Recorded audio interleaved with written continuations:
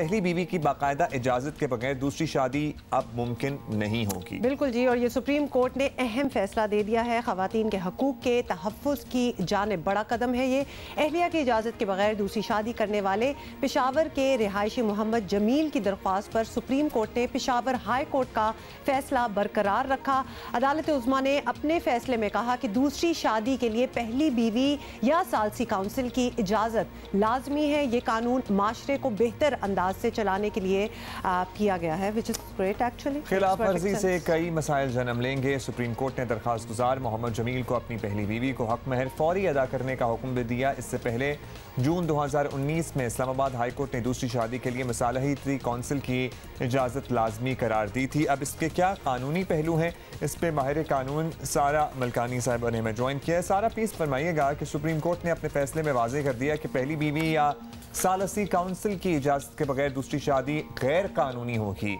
इस फैसले के असरात क्या देख रही हैं आप?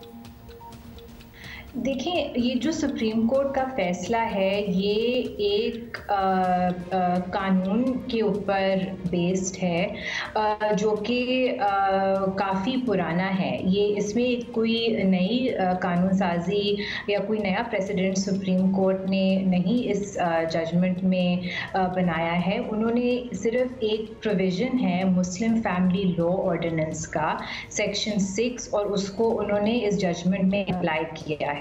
और उस सेक्शन के तहत जैसे आपने कहा कि एक मर्द को दूसरी या तीसरी या चौथी शादी करने से पहले आर्बिट्रेशन काउंसिल में परमिशन की ज़रूरत होती है और उसका प्रोसीजर बयान किया गया है इस कानून के अंदर।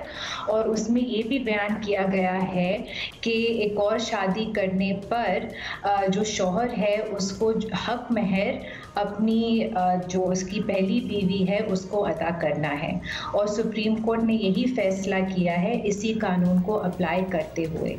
अच्छा, ये हक महर वाला सारा कभी फिर आपसे पूछेंगे कि हक महर को फ़ौरन वैसे ही शादी के बाद देना चाहिए, तो ये भी एक सवाल बनता है। खैर एनीवे, इस वक्त आपसे सारा ये एक और पूछना चाहेंगे कि इसी फैसले में ये बताया गया है कि अगर पहली बीवी इजाज़त नहीं देती तो इसे हक महर फ़ौरी अदा करना पड़ेगा। तो इसका मतलब ये है कि फ़ाइनेंशियल सिक्योरिटी के लिए, और ये हम आपसे पूछ रहे हैं, हक महर ज़्यादा रखवाना चाहिए, ऐसा ही है? देखिए, जो हक महर होता है वो आपके व्यूअर्स को मालूम होगा कि जो अमाउंट होता है वो निकाहनामे में सेट किया जाता है।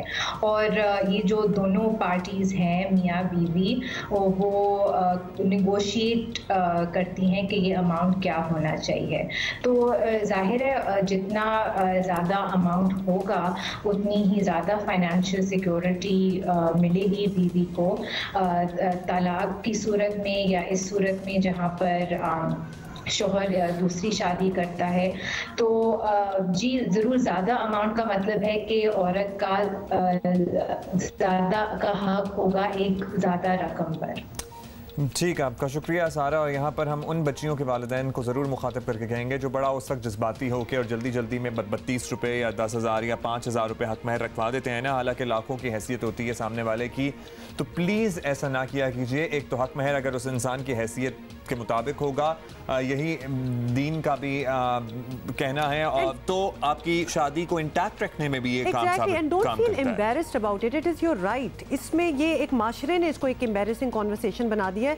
ये होना नहीं चाहिए। ये आप अपनी बच्ची का सोचें और ये आपका राइट है कि आप डिमांड करें या फिर जिस चीज़ पे आप लोग फैसला करें। और लड़कियों के लिए ये खबर जो हमने अभी की है और हमने अपने गेस्ट से भी बात की है, इस पर ये लड़कियों के लिए मैं कहूँगी कि research on it, read up on it. आपको अपने हकूक़ के लिए और जो सब कुछ चेंजेस आ रहे हैं, यू शुड नो दैट। बहुत से इंसिडेंट्स में ऐसा देखा है कि ऐसे ही लड़के ने फारिग कर दिया क्योंकि 5,000 रुपये हक महर था। अगर 5 लाख होता ना तो शायद 2 दफ़ा सोचता भी कि मैं ऐसे तलाक तो दे रहा हूँ लेकिन मुझे 5 लाख भी देने पड़ेंगे साथ में। और निकाहनामा एक दफ़ा फिर हम रीट्रेट करेंगे, बार बार कह चुके हैं, पूरा भरना चाहिए। पढ़ें निकाहनामे को और एक चीज़ भी खाली ना छोड़ें ताकि वो आपके अगेंस्ट मिसयूज़ ना हो। Fill it up yourself if you can.